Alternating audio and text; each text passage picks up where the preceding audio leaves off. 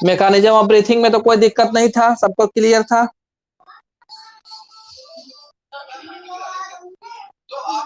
उसके बाद देखो आगे साउंड कंट्रोल,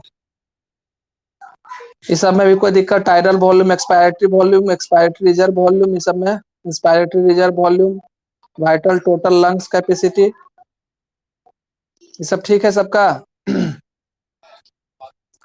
अब यहाँ श्वसन और श्वासोच्छ्वास में अंतर लिख दिए हैं, है ना, कि देख लिए हैं कि यहाँ क्या बता रहे हैं कि कोशिका के भीतर पोषक तत्व से ऑक्सीजन के प्रेजेंस में उसको तोड़ करके ऊर्जा का अगर हम लोग निर्माण करते हैं और क्या, तो CO2 को उत्सर्जी पदार्थ के रूप में बाहर मुक्त करते हैं, तो इसे ही क्या कहा जाता है? श्वसन कहा जाता है।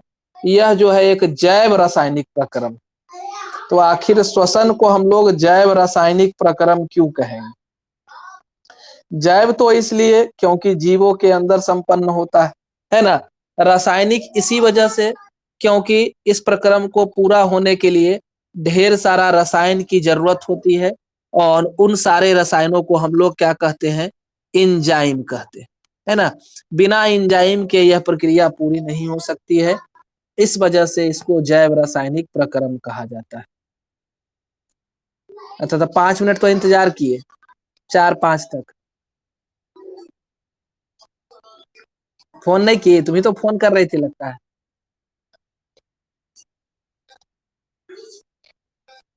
तो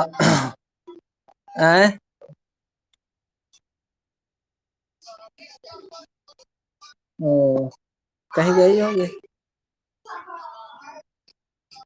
चलो देखो आगे, जैव रासायनिक प्रक्रम बोल रहे थे, है ना। तो जैव का मतलब जीवित के अंदर यह संपन्न होता है,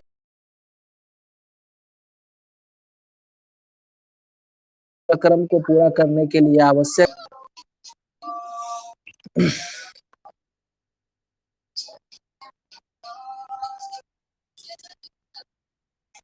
हाँ कट गया था, अभी ठीक है ना? अभी ठीक है। तो जैव रासायनिक प्रक्रम इसको कहा गया था, यह जीवों के अंदर संपन्न होता है। उसके बाद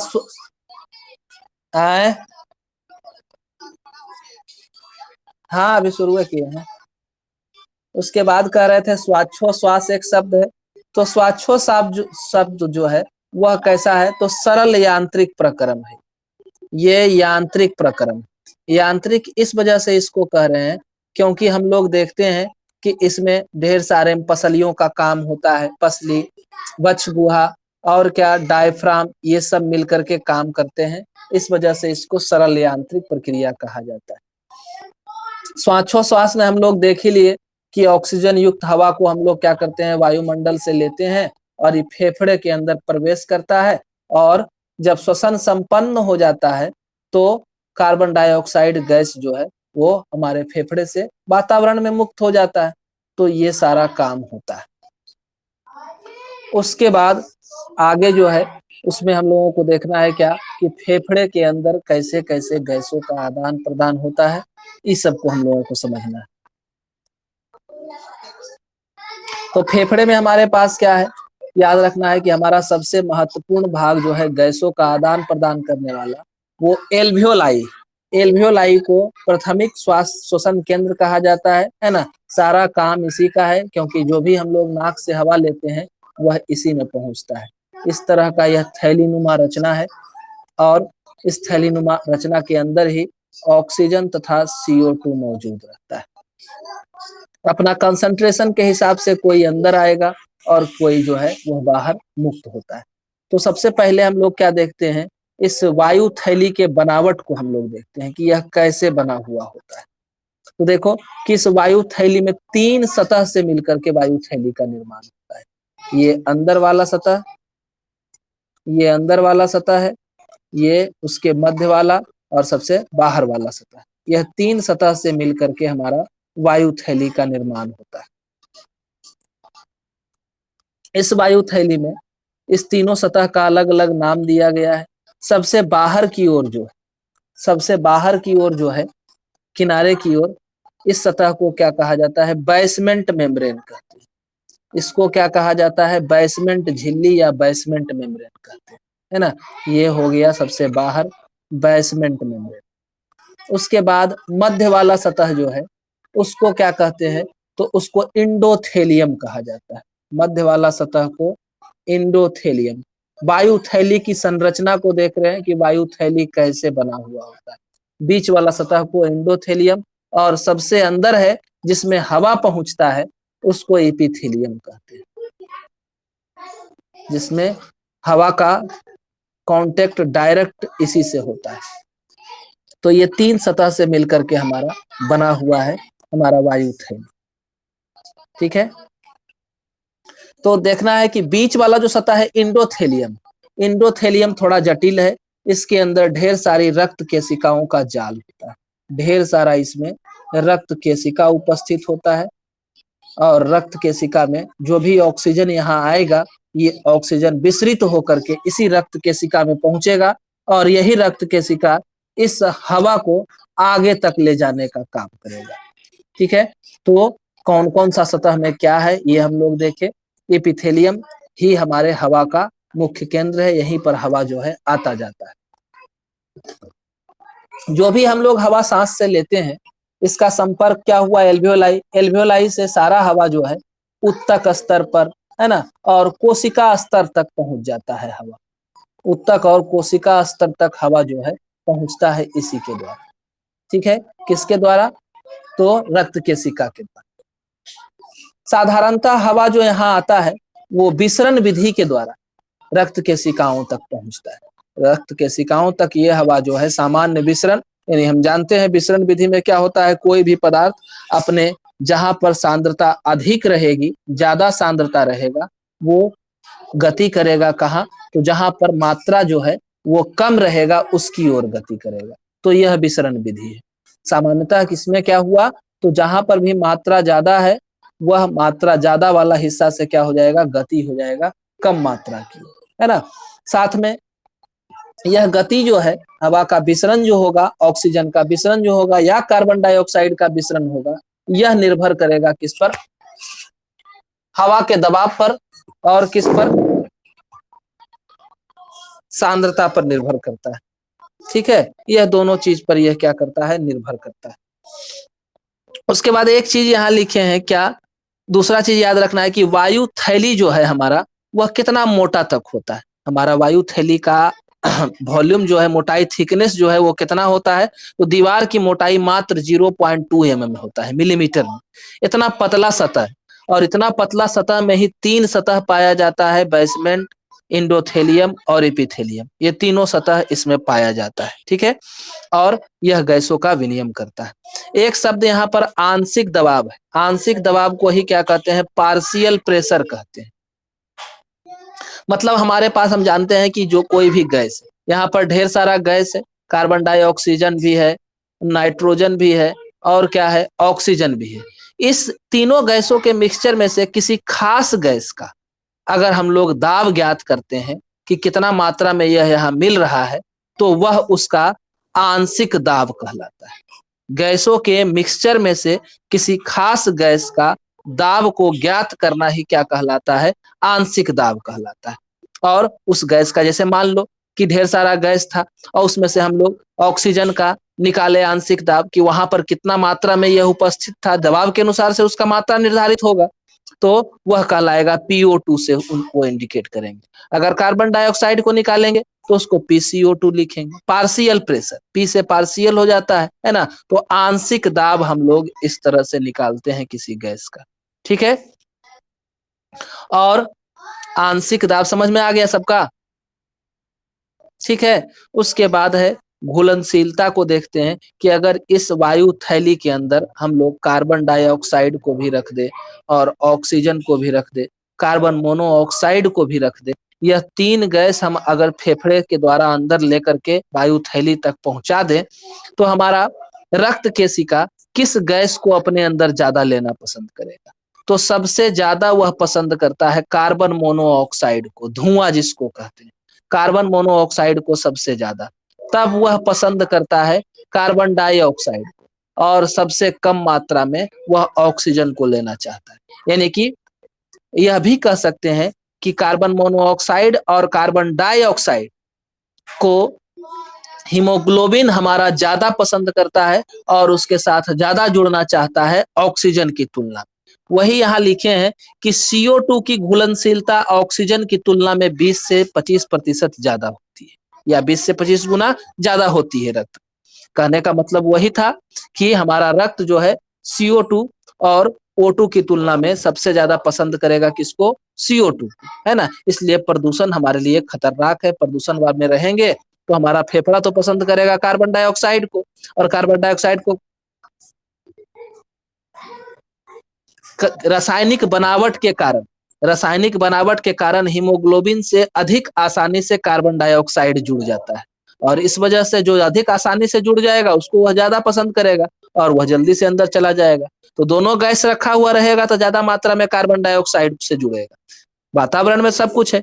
तो हम देखते हैं कि बहुत सारा ऐसा शहर है जहां पर ट्रैफिक पुलिस को आधा घंटा के बाद ऑक्सीजन चैम्बर में जाना पड़ता है, क्योंकि बाहर भी ऑक्सीजन है लेकिन उसका फेफड़ा प्रदूषित हवा में रहने के कारण ज्यादा मात्रा में कार्बन डाइऑक्साइड को ले लिया और उसको क्या हो गया, अब सांस लेने में दिक्कत हो गया।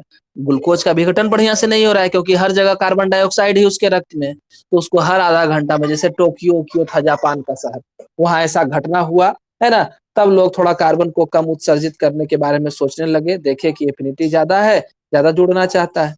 तो ये है। उसके बाद है हमारा कि CO2 का आंशिक दाब जो है O2 की तुलना में अधिक है।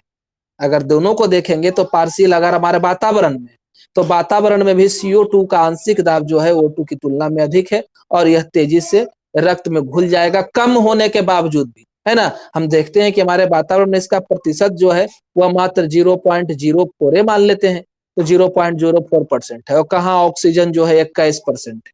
लेकिन इसके बावजूद भी वो क्या है कि कार्बन डाइऑक्साइड को ही ज्यादा पसंद करता है, क्योंकि उसकी बनावट ऐसी है, वो आसानी से उसके साथ जुड़ जाता है और उसको लेके वो आगे बढ़ जाता है ना। ये है। उसके बाद है हमारा, यहाँ पर दिखाया गया है एक चार्ट को,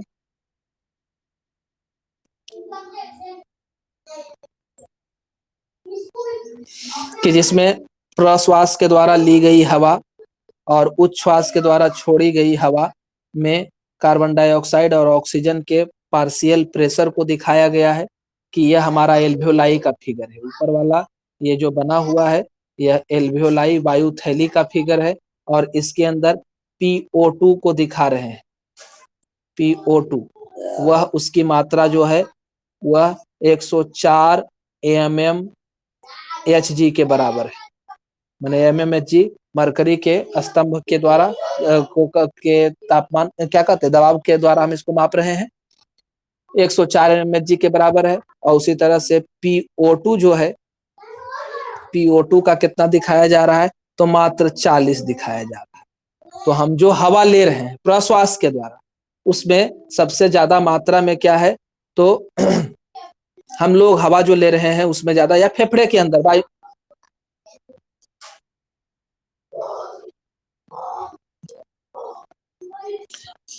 PO2 लिखे हैं। पहला हमारा क्या है, PO2 है ना। तो PO2 का मतलब क्या हुआ कि वायु थैली के अंदर अगर हम लोग देखेंगे तो वायु थैली के अंदर ऑक्सीजन का दाब कितना रहेगा। PO2 का मतलब यह बताया जा रहा है कि ऑक्सीजन की मात्रा कितनी रहेगी। तो दिखाया जा रहा है कि ऑक्सीजन का मात्रा जो है वह 104 mmHg के बराबर रहेगा। ठीक है, जो हम लोग हवा ले रहे हैं और फेफड़ा बाहर करने के बाद जो बचा है वहां, तो एल्वियोलाई के अंदर यही सांद्रता रहती है। और CO2 की मात्रा को देख रहे हैं तो CO2 जो है वहां उसका आंशिक दबाव क्या है, 40 mmHg कम है। हाँ हाँ, गलती लिख दी वहां। तो वहां यहाँ पर क्या है, 40 mmHg जो है वो किसका है, तो हमारा CO2 का है। तो CO2 कम है, इसके बावजूद भी हम बताएं कि CO2 अगर कम भी रहेगा तो वह उसको क्या चाहेगा, सोखना चाहेगा, है ना, उसको वह क्या चाहेगा, सोखना चाहेगा ज्यादा मात्रा। अब जब हम हवा लेते हैं तो हवा लेने के बाद जो है वह जो वितरण होता है हमारे शरीर में वह कैसे कैसे जाता है, तो हम जानते हैं कि हवा जो हम लोग फेफड़े से लिए, फेफड़े से हवा जो कहाँ जाती है, हृदय में जाती है। फेफड़े से हवा हृदय में जाती है। याद रखना है कि फेफड़े से शुद्ध हवा जो है हृदय में पल्मोनरी शिरा के द्वारा जाता है। ऐसे हम जानते हैं कि शिरा में क्या होता है, शुद्ध रक्त बहता है। लेकिन यहाँ पर क्या है कि शिरा शिरा में अशुद्ध रक्त बहता है। हम लोग जानते हैं क्या है कि शिरा में क्या होता है, अशुद्ध रक्त बहता है। लेकिन यहाँ क्या है, पल्मोनरी शिरा के द्वारा शुद्ध रक्त जो है फेफड़े में से हमारे हृदय में जा रहा है। हृदय के बाएं भाग में शुद्ध रक्त बहता है, हृदय के दाएं भाग में अशुद्ध रक्त बहता है। ठीक है, तो इस तरह से पल्मोनरी शिरा के द्वारा हवा जो है, ऑक्सीजन जो है पहले तो फेफड़े हृदय में पहुंचा, हृदय से फिर यह जो है नली, इसके द्वारा ये बाहर निकल रहा है। इस नली को महाधमनी कहते हैं। महाधमनी हमारे पूरे शरीर में फैला होता है और यह शरीर के सभी हिस्सों में शुद्ध रक्त को फैलाने का काम करता है। ठीक है, उसके बाद हृदय के बाएं भाग को अगर हम लोग देखें तो हृदय के बाएं भाग में इधर से कहां से, तो यह जो है फेफड़े से पल्मोनरी धमनी के द्वारा अशुद्ध रक्त आता है। सही बोल रहे हैं। महाशिरा जो है पूरे शरीर से अशुद्ध रक्त को संग्रहित करेगा। याद रखना है कि महाशिरा जो है पूरे शरीर से क्या करेगा, अशुद्ध रक्त को संग्रहित करने का काम करेगा और संग्रहित करके सारा शरीर से यह रक्त को पहुंचा देगा। महाशिरा के द्वारा सारा शरीर के रक्त जो है अशुद्ध रक्त वह पहुंचेगा हृदय में। हृदय इस अशुद्ध रक्त को भेज देगा फेफड़े में शुद्ध में बदलने के लिए। अब यहाँ से CO2 निकल करके एल्वियोलाई में चला जाएगा, है ना, और फिर यह बाह्य वातावरण में निकाल दिया जाएगा। यहाँ पर हम लोग देख रहे हैं कि महाशिरा के अंदर जो है ऑक्सीजन का दबाव देखो, ऑक्सीजन 40 mmHg है और क्या है, कार्बन डाइऑक्साइड का दबाव कितना है, 45 mmHg। ठीक है, जब शुद्ध अशुद्ध मिला हुआ है तब जो है उसके अंदर कार्बन डाइऑक्साइड जो है मात्र 45 है और ऑक्सीजन जो है वह 40 है। फिर भी हमारे लिए घातक है, उसको हम तुरंत क्या कर रहे हैं, 5 का अंतर है, फिर भी हम उसको क्या कर रहे हैं, बाहर निकाल। और इधर अगर शुद्ध आ रहा है, शुद्ध आ रहा है तो भी देखो शुद्ध में क्या है, शुद्ध में हमारा कि ऑक्सीजन का वैल्यू कितना है, 95 है ना, ऑक्सीजन का वैल्यू कितना है, 95 mmHg के बराबर है और कार्बन डाइऑक्साइड का वॉल्यूम कितना है, 40 mmHg है। ठीक है, तो इतने के पार्शियल अंतर से ही यह हमारे शरीर में जा रहा है। माने शुद्ध में भी क्या है, तुम्हारा कार्बन डाइऑक्साइड जो है वो मिला हुआ है। ठीक है, कुछ समझ में आया। उसके बाद देखो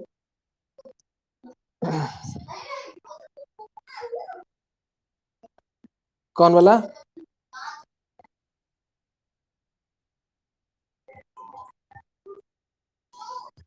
कार्बन डाइऑक्साइड कहाँ से निकलेगा,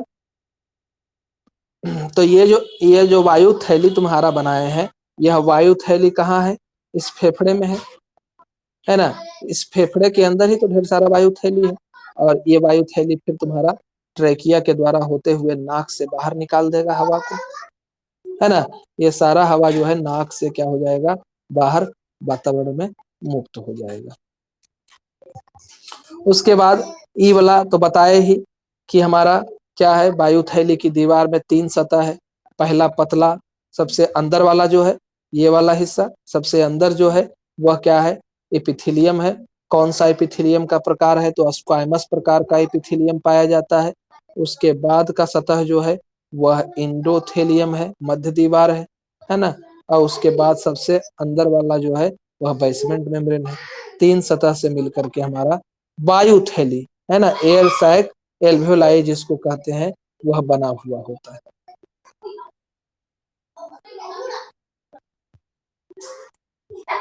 हाँ, स्क्वायमस एपिथेलियम। एपिथेलियम का बहुत सारा प्रकार है, नोमा में पढ़ना था, है ना। क्यूबॉइडल था, है ना, क्यूब के आकार का था, है ना। स्क्वायमस था, चिपटा चौड़ा पतला दीवाल, ऐसे फर्श के तरह, इस तरह का दीवाल जो था उसको स्क्वायमस कहे थे। क्यूबॉइडल कहे थे, है ना। कोलुमनर कहे थे, मैंने स्तंभाकार एपिथेलियम, है ना। सीलिया युक्त एपिथेलियम, ये सब कई नाम आया था। इस तरह का रचना था, इस तरह का रचना था एपिथेलियम का प्रकार। तो उसी में एक स्क्वायमस एपिथेलियम है जो चिपटा चिपटा रहता है। ठीक है, एपिथेलियम का प्रकार। एपिथेलियम एक ऐसा उत्तक है जो हमारे बाहरी भाग में पाया जाएगा, है ना। चाहे वह शरीर का बाहरी भाग हो या शरीर के अंदर का बाहरी भाग हो। जैसे हमारा श्वास नली है, तो श्वास नली के बाहर किनारे पर भी कौन रहेगा, एपिथेलियम रहेगा। हमारा भोजन नली है, तो भोजन नली के किनारे वाला हिस्सा में अंदर में भी कौन रहेगा, एपिथेलियम रहेगा। तो एपिथेलियम हमेशा क्या बनाता है, किनारे वाला हिस्सा बनाता है, बाहरी हिस्सा, है ना। बाहरी सतह का निर्माण जो है वो कौन करता है, एपिथेलियम करता है। ठीक है।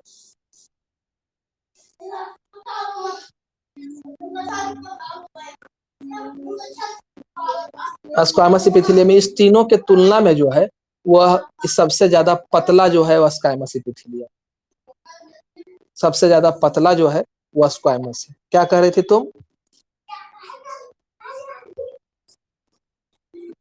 हाँ, बहुत पतला।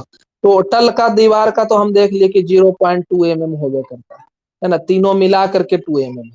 और उसमें भी सबसे पतला जो है वह स्क्वायमस एपिथेलियम का सतह, सबसे पतला बाहरी सतह।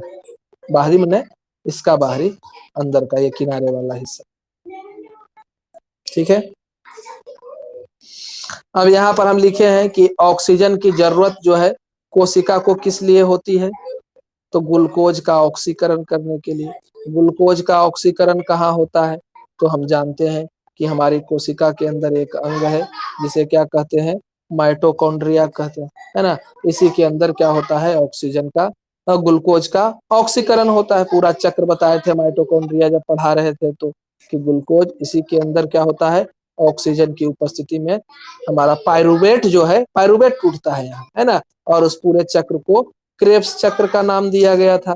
क्रेब्स चक्र के द्वारा यह पूरी तरह से टूट जाता है, और जो कि पूरी तरह से एंजाइम पर आधारित प्रक्रिया है। और जब यह टूटेगा तो ऊर्जा अणु के रूप में एटीपी का निर्माण होगा, है ना।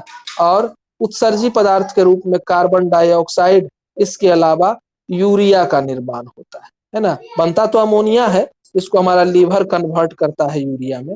यहाँ बनता है अमोनिया, है ना, अमोनिया का निर्माण होगा, और इसको फिर हमारा लीवर जो है बदल देता है यूरिया। तो इस तरह से ज्यादा देरी तक रहेगा तो मात्रा कम है, कोई नुकसान नहीं है।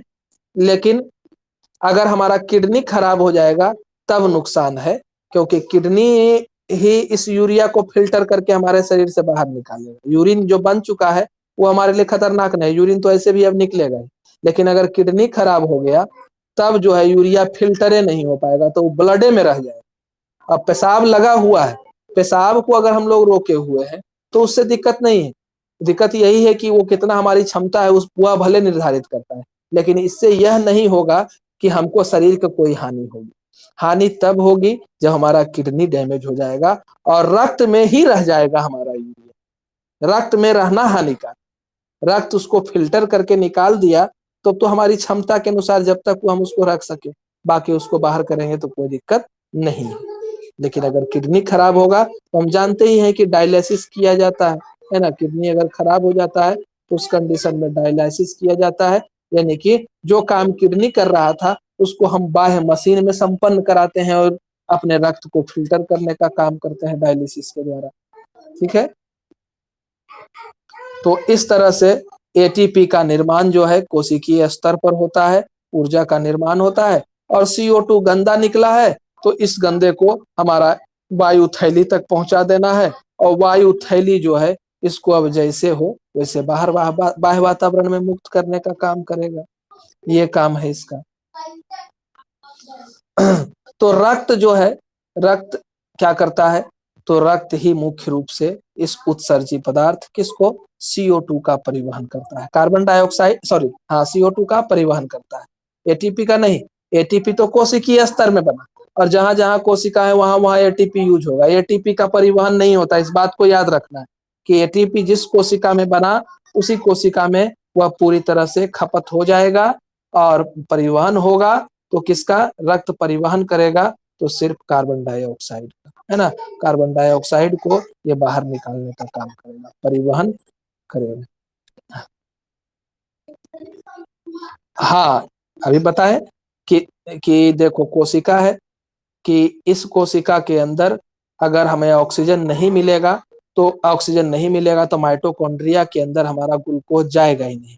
ग्लूकोज यही टूटेगा और पायरुवेट कोशिका द्रव में, ग्लूकोज पायरुवेट में टूटेगा, और पायरुवेट फिर कोशिका द्रव में ही टूट करके मात्र 2 एटीपी बनाएगा। हमें एटीपी का नुकसान होगा। अगर ऑक्सीजन नहीं रहेगा तो हमें एटीपी का नुकसान होगा। एटीपी तो बनेगा ही बनेगा, ऊर्जा बनेगा, लेकिन जितना बनना चाहिए उतना नहीं बनेगा। हम जानते हैं कि अगर ऑक्सीजन रहता तो 38 एटीपी बनता, ऑक्सीजन नहीं है तो मात्र 2 एटीपी का निर्माण होता। पूनम जुड़ी है कि नहीं जुड़ी है, लाइन पर है, लाइन पर है।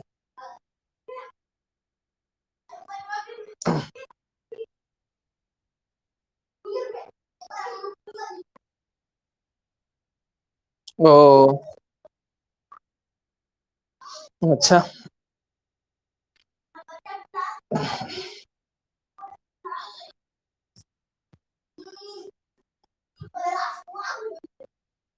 आवाज जा रहा है।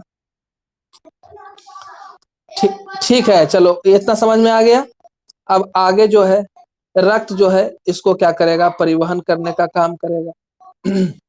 उसके बाद याद रखना है कि 97% ऑक्सीजन का परिवहन जो है वो कौन करता है, आरबीसी करता है, लाल रक्त कोशिका जिसको कहते हैं, है ना। वह 90% ऑक्सीजन जो हम लोग लिए उसको पूरे शरीर में परिवहन कराने का काम किसका है, आरबीसी का। और 3% ऑक्सीजन को परिवहित कराता है कौन, तो प्लाज्मा, है ना। इसको परिवहित कराता है कौन, प्लाज्मा। हम लोग अगला चैप्टर पढ़ेंगे ब्लड, तब प्लाज्मा आरबीसी के बारे में विस्तार से पढ़ेंगे। इसके जस्ट बाद पढ़ेंगे ब्लड को, रक्त को पढ़ेंगे, तो वहां विस्तार से देखेंगे कि प्लाज्मा क्या है और आरबीसी डब्ल्यूबीसी क्या है। तो अभी तो हम लोग जानते हैं कि रक्त के अंदर, ब्लड के अंदर जो कोशिका पाई जाती है उसी में से एक कोशिका का नाम जो है वो आरबीसी है, लाल रक्त कोशिका। तो लाल रक्त कोशिका लगभग 97% जो है ऑक्सीजन का परिवहन करती है, और 3% कार्बन ऑक्सीजन का परिवहन जो है वह प्लाज्मा कराता है। ठीक है, उसके बाद है कार्बन डाइऑक्साइड की बात करें तो कार्बन डाइऑक्साइड उसकी तुलना में काफी कम मात्रा में लाल रक्त कोशिका के द्वारा परिवहित होता है। कितना, तो मात्र 25% कार्बन डाइऑक्साइड जो है वह आरबीसी के द्वारा परिवहित होता है। तो बाकी किसके द्वारा होता है, तो बाकी कार्बन डाइऑक्साइड जो है हमारे रक्त में एक नया चीज बनाता है, बाइकार्बोनेट, है ना। बाइकार्बोनेट इस रूप में कार्बन डाइऑक्साइड जो है हमारे रक्त में परिवहित होता है। ठीक है, इसको हम लोग पढ़ेंगे आगे इसी चैप्टर में, बाइकार्बोनेट के रूप में। अभी खाली देख रहे हैं 70% कार्बन डाइऑक्साइड किस रूप में, तो बाइकार्बोनेट के रूप में। फिर जो बचा कुछ है 70, 25, 95 हो गया, 5% लगभग बचा, तो ये 5% जो है वो प्लाज्मा परिवहित करता है। 5% कार्बन डाइऑक्साइड का परिवहन जो है वो कौन करेगा, प्लाज्मा करेगा। हम लोग देखें कि परिवहन किस तरह से होता है, CO2 और O2 का परिवहन को हम लोग यहाँ देखें कि हमारे शरीर में इनका परिवहन जो है वह किसके द्वारा होगा, लाल रक्त कोशिका करेगा, प्लाज्मा करेगा, या बाइकार्बोनेट करेगा, कौन करेगा, इसको हम लोगों ने देखा। अब है कि हम जानते हैं कि हमारे लाल रक्त कोशिका में एक चीज होता है। लाल रक्त कोशिका देखने में कैसा होता है? तो लाल रक्त कोशिका ऐसे, अगर उसके अंदर ऑक्सीजन नहीं है तो कौन सब होगा, एक होगा कि नहीं?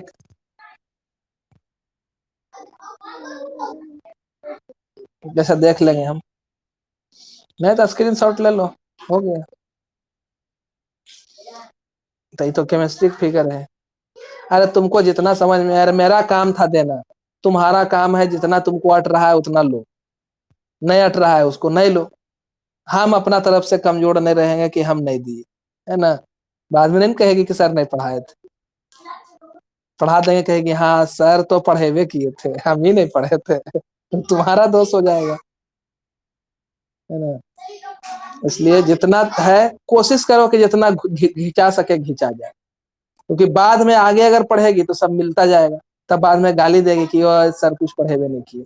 तो उससे बचने के लिए हम सारा चीज पढ़ा दे रहे हैं, गाली नहीं सुनना पड़े। ठीक है, तो देखो हम लोग लाल रक्त कोशिका को देख रहे हैं, थोड़ा सा आरबीसी को। लाल रक्त कोशिका जो है वह देखने में ऐसा लगता है ना? उभय उभय अवतल, है ना? यह कैसा रचना है? अवतल रचना है। तो यह देखने में अवतल होता है, दोनों तरफ से धंसा हुआ लगता है। लेकिन जैसे ही यह ऑक्सीजन को ग्रहण कर लेता है, तो ऑक्सीजन को ग्रहण करने के बाद यह जो होता है फूल जाता है, और लगभग इस तरह का आकार ये ग्रहण कर लेता है ना? इस तरह का आकार ही ग्रहण कर लेगा। तो इसके अंदर हम जानते हैं कि लाल रक्त कोशिका लाल होता है। लाल क्यों होता है लाल रक्त कोशिका? तो इसके पास एक रंजक पाया जाता है, रंग देने वाला पदार्थ। रंजक किसको कहते हैं? तो जो रंग देता है ना? तो यह लाल रंग देता है हमारी लाल रक्त कोशिका। इस रंजक का नाम है हीमोग्लोबिन, है ना? इस रंजक का नाम है हीमोग्लोबिन, जो हमें लाल रक्त प्रदान करता है। हीमोग्लोबिन दो चीज से बना हुआ है। इसमें पहला शब्द जो है वह हिम है, और दूसरा ग्लोबिन लिखा हुआ है। ग्लोबिन क्या है? तो एक तरह का प्रोटीन है ना? यह क्या है? तो एक तरह का प्रोटीन होता है। हिम का मतलब तो समझ में आ रहा है, लोहा। हिम मैंने बर्फ नहीं, है ना? लोहा, है ना? हिम का मतलब होता है लोहा। मतलब हिम जो है यहाँ, वह आयरन का ही एक यौगिक है ना? और इसे आयरन पोरफायरिन कहा जाता है ना? इस यौगिक को हिमैटिन कहो या आयरन पोरफाइन कहो, इसको इस नाम से जाना जाता है। और ग्लोब्यूलिन तो एक तरह का प्रोटीन है हमारा, है ना? जो किसी तरह के रंग को नहीं रखता है। आयरन पोरोफाइन जो है वह लाल रंग रखता है, इसीलिए हमारे रक्त को यह लाल रंग प्रदान करता है ना? और ग्लोब्यूलिन जो है वह प्रोटीन है, इसको जोड़ करके रखता है, ही नहीं रहेगा तो इससे जुड़ेगा नहीं। ठीक है, तो हीमोग्लोबिन को हम लोग क्या कहते हैं? हीमोग्लोबिन जो है स्तनधारी में ही पाया जाता है, बहुत सारे जीवों में यह नहीं पाया जाता। अब पाया जाता है तो जैसे हमारा आरबीसी में एन पाया जा रहा था, बहुत सारा जीवों में यह प्लाज्मा में ही घुला हुआ होता है। लाल रक्त कोशिका में नहीं रहता है, प्लाज्मा में घुला हुआ रहता है। तो हमारे अंदर यह लाल रक्त कोशिका में रहता है, और यह क्या है? श्वसन का रंजक के नाम से जाना जाता है, क्योंकि यह श्वसन की क्रिया को संपन्न कराता है। इस वजह से इसको श्वसन रंजक कहते हैं या श्वसन वर्णक कहते हैं, है ना? इसमें क्या है कि इतना ही याद रखो कि 1 ग्राम अगर हीमोग्लोबिन है तो लगभग 1.3, है ना, 1.3 ml ऑक्सीजन को अपने साथ जोड़ सकता है। मतलब 1 ग्राम। हाँ हाँ, स्तनधारी में भी होता है, कुछ में पाया, जैसे फ्रॉग है तुम्हारा, फ्रॉग में भी रहता है, लेकिन उसमें प्लाज्मा में घुला। देखो वहां लाइन क्या लिखे, लाल रक्त कोशिका में स्तनधारी में पाया जाता है। ऐसे यह पाया जाता है बहुत सारे जीवों में प्लाज्मा, जैसे तुम्हारा हो। हाँ हाँ, प्लाज्मा में, प्लाज्मा में, इसीलिए वहां लिख दिए स्तनधारी कोशिका, स्तनधारी में। लाल रक्त कोशिका में कहाँ रहेगा? स्तनधारी में। बाकी सब में प्लाज्मा में रहता है, और बहुत सारा में तो रहता ही नहीं है, जैसे कीट वर्ग हो गया, कीट में ही नहीं पाया जाता है।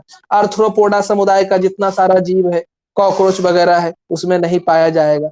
तुम्हारा स्थल जल वाला मछली में भी पाया जाता है, जल वाला में और भी कीड़ा मकोड़ा है, एनिलिडा है ना, इकाइनोडर्माटा है, इस सब में ही नहीं पाया जाता है रंजन।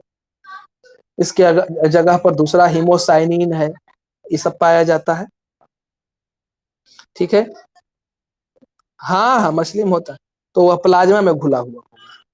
ठीक है, तो 1 ग्राम हीमोग्लोबिन की क्षमता है कि वह अपने साथ लगभग 1.3 ml ऑक्सीजन को जोड़ सकता है ना। अपने साथ हुआ 1.3 ml ऑक्सीजन को जोड़ेगा, मतलब 1 ग्राम हीमोग्लोबिन 1.3 ml ऑक्सीजन को ढोने का काम करता है। ठीक है, हीमोग्लोबिन की खासियत क्या है कि तुरंत ही अस्थायी यौगिक का निर्माण करता है। अस्थायी यौगिक जो जल्दी से फिर से टूट जाए, यह अस्थायी यौगिक बनाता है, या तो ऑक्सीजन के साथ जुड़ करके या CO2 के साथ जुड़ करके। यह अस्थायी यौगिक ऑक्सी हीमोग्लोबिन या कार्बामिनो हीमोग्लोबिन का निर्माण करता है। अब यहाँ पर तुम्हारा केमिस्ट्री वाला हम बना दिए हैं, जो मेरा जरूरत का नहीं था, लेकिन फिर भी हम बना दिए हैं कि तुम्हारा दिमाग मजबूत रहे, कि हीमोग्लोबिन की संरचना बना दिए, ग्लोब्यूलिन का नहीं, खाली हीम का संरचना, ये भी याद रखना। तुम हीमोग्लोबिन नहीं लिख देना, ग्लोब्यूलिन प्रोटीन अलग है, तो सिर्फ हीम का रचना बनाए हैं। हीम में क्या क्या पाया जाता है, आयरन का निर्माण कैसे होता है, यह दिखाएं, है ना। साइक्लो स्ट्रक्चर है, ये पढ़ेगी, केमिस्ट्री पढ़ेगी, साइक्लो स्ट्रक्चर आएगा, तो साइक्लो स्ट्रक्चर को ये रखता है। ठीक है, तो ये हिम का रचना को हम लोग देखें कि हिम किस तरह से बना हुआ है। बेंजीन स्ट्रक्चर है ना, उसमें CH3 का बॉन्डिंग है, डबल बॉन्ड के साथ CH और CH2 जो है मिथाइल ग्रुप जो है एक दूसरे से जुड़ा हुआ है, सब जगह मिथाइल ग्रुप है, ये भी मिथाइल ग्रुप है, ये भी मिथाइल ग्रुप है। अब डबल बॉन्डिंग हुआ है, इस वजह से CH3 हम नहीं लिख सकते हैं, CH वहां लिखे, क्योंकि दो दो तो बॉन्ड हो ही गया, तो 2 को जुड़िए गया, तो कहाँ से 4 को पुराना है, इसको टेट्रावैलेंसी है, तो 4 को के लिए तो एगो उसके साथ चल जाएगा, एगो इसके साथ चल जाएगा। ठीक है, तो ये स्ट्रक्चर हम लोग देखे हीमोग्लोबिन। ठीक है, तुमको मिल गया इंग्लिश वाला नोट्स?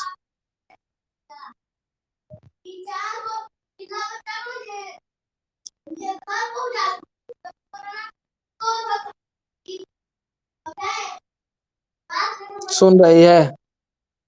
आगे बढ़ाएं? हाँ, आगे बढ़ाएं इसको, ये रोक दें? बढ़ाए ना? है, चलो देखो, ऑक्सीजन का परिवहन कैसे कैसे होता है, इसको देखना है कि ऑक्सीजन कैसे कैसे परिवहित होता है। तो याद हमको क्या रखना है कि एक हीमोग्लोबिन जो है, एक हीमोग्लोबिन अपने साथ 4 ऑक्सीजन को जोड़ सकता है।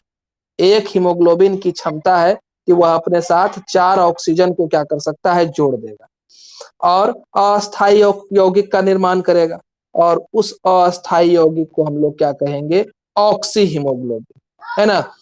और यह जोड़ने की प्रक्रिया किस पर निर्भर करेगा, तो पार्शियल प्रेशर पर, आंशिक दाब पर, कि ऑक्सीजन की मात्रा कितनी है, कार्बन डाइऑक्साइड की मात्रा कितनी है।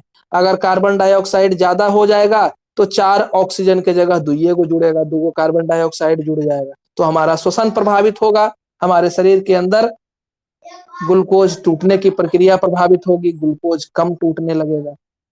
ठीक है, अब कह रहा है कि हाँ, कह रहे हैं कि एक हीमोग्लोबिन का अणु जो है, अभी जो हम लोग पीछे देखे हीमोग्लोबिन का संरचना, तो एक हीमोग्लोबिन का अणु अपने साथ 4 ऑक्सीजन को जोड़ सकता है ना, अपने साथ 4 ऑक्सीजन के मॉलिक्यूल को, यानी कि O2 लिखे, है ना, तो O गुने 4 करेगी, तो O गुने 4 इक्वल टू O क्या हो गया, 8 हो गया।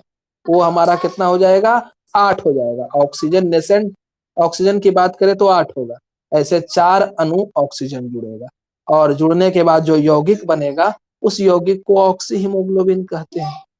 अब यह जुड़ने की जो दर है वह निर्भर किस पर करेगा, तो हमारे शरीर के अंदर ऑक्सीजन की मात्रा कितनी है, कार्बन डाइऑक्साइड की मात्रा कितनी है। अगर हम खड़ा है कहाँ, बीच चौराहा में जहां पर 100 गाड़ी हमेशा हर सेकेंड पार हो रहा है, तो वहां पर कार्बन डाइऑक्साइड क्या रहेगा, ज्यादा रहे ऑक्सीजन की तुलना में। पार्शियल प्रेशर जो है वो कार्बन डाइऑक्साइड का अधिक रहेगा। तो जुड़ना था 4 गो कार्बन डाइऑक्सीजन को, और जुड़ेगा 2 ऑक्सीजन, 2 गो कार्बन डाइऑक्साइड जुड़ जाएगा। तो हमारी कोशिकाओं के अंदर जो है वह ऑक्सीजन की कमी हो जाएगी, है ना, ग्लूकोज कम टूटने लगेगा, ये दिक्कत हो जाएगी। तो अब इससे तुमसे पूछ सकता है कि ऑक्सीजन जो बाइंड करेगा हीमोग्लोबिन के साथ, उसको कौन कौन सा कारक प्रभावित कर सकता है। तो उसको प्रभावित करने वाला क्या है कि अगर हमारे जिस जगह पर जुड़ने का काम हो रहा है, यानी कि कहाँ, एल्वियोलाई के अंदर, है ना, हवा तो यही ना हम लोग ला रहे हैं, तो इसके अंदर जो है वो PO2 का मान, माने ऑक्सीजन की सांद्रता क्या होनी चाहिए, ज्यादा होनी चाहिए। इसके अंदर ऑक्सीजन की सांद्रता, एल्वियोलाई के अंदर ऑक्सीजन की सांद्रता ज्यादा होनी चाहिए, है ना।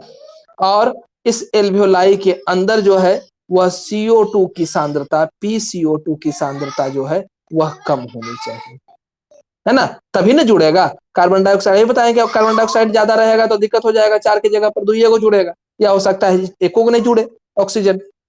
तो कार्बन डाइऑक्साइड का दबाव क्या होना चाहिए, कम होना चाहिए। और क्या जरूरत है, और जरूरत है कि हमारे इस वायु थैली के अंदर H+ आयन का सांद्रण कम होना चाहिए, है ना।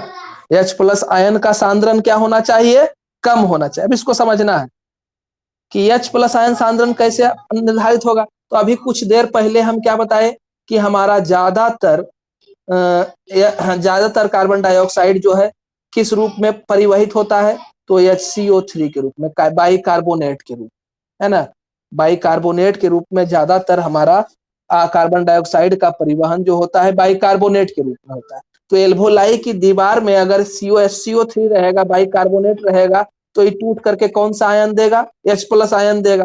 तो अगर CO2 एल्वोलाई के अंदर ज्यादा है तो ऑटोमेटिक है कि कार्बन डाइऑक्साइड H+ आयन का सांद्रण भी क्या रहेगा, ज्यादा है। फिर से अगर हमारे एल्वोलाई के दीवाल के अंदर, है ना, एल्वोलाई के दीवाल में कौन सी है, रक्त केशिका है, तो रक्त केशिका के अंदर क्या होगा, HCO3 रहेगा।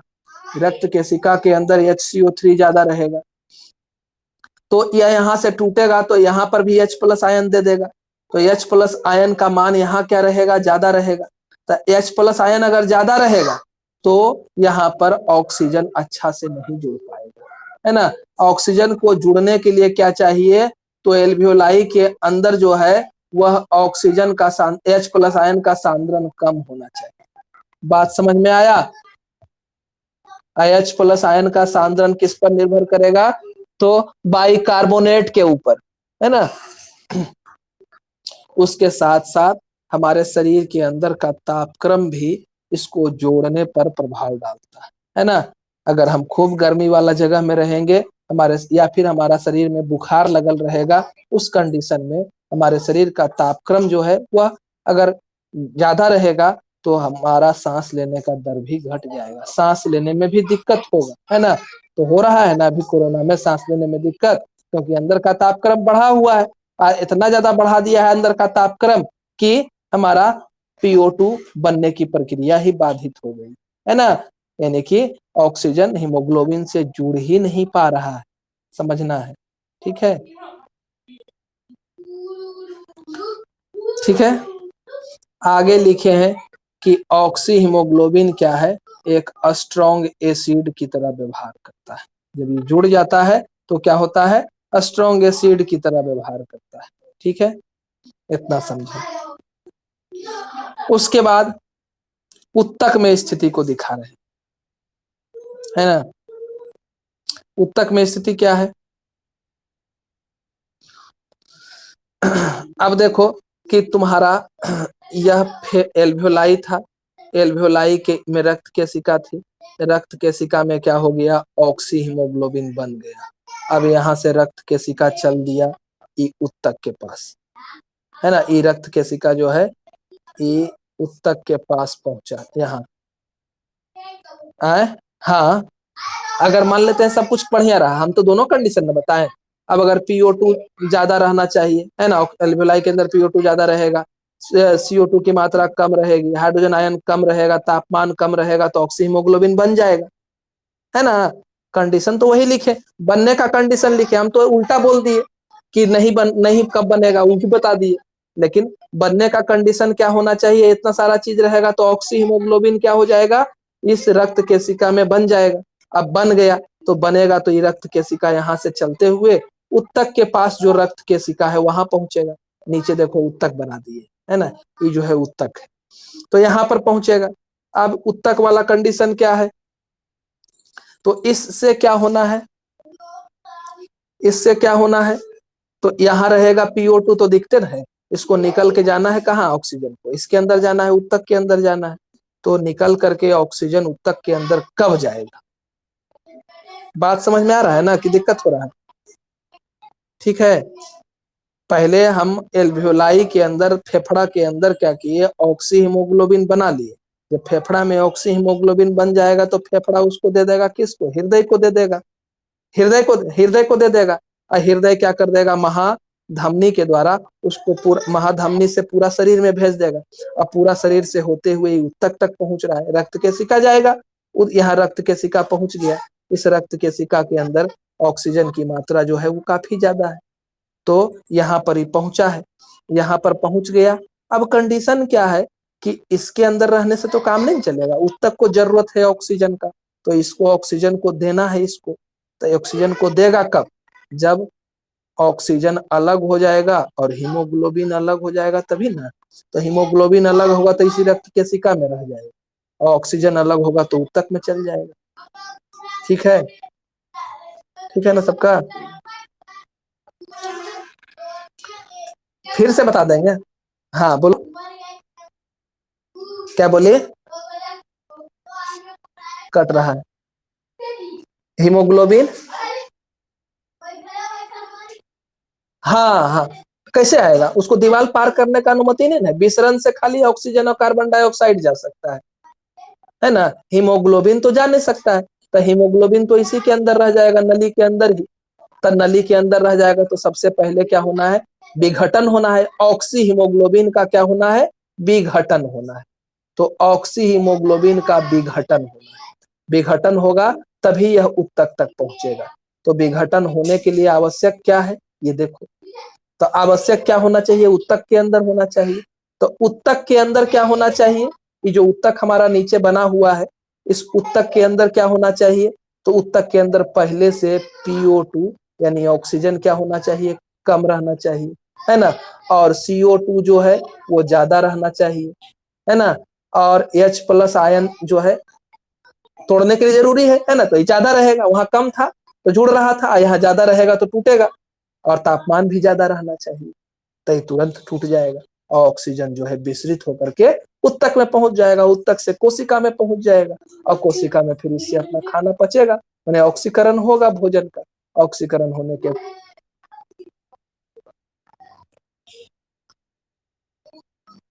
ये तोड़ेगा पायरुवेट को, है ना, माइटोकॉन्ड्रिया के अंदर पायरुवेट को तोड़ेगा, बहुत सारा एंजाइम इसमें मदद करेगा, और इससे टूट करके बनेगा ATP और CO2 और यूरिया, ये सब गंदा चीज है, ATP काम में आ जाएगा, यूरिया और CO2 बाहर निकलेगा। ठीक है, इतने रखते हैं।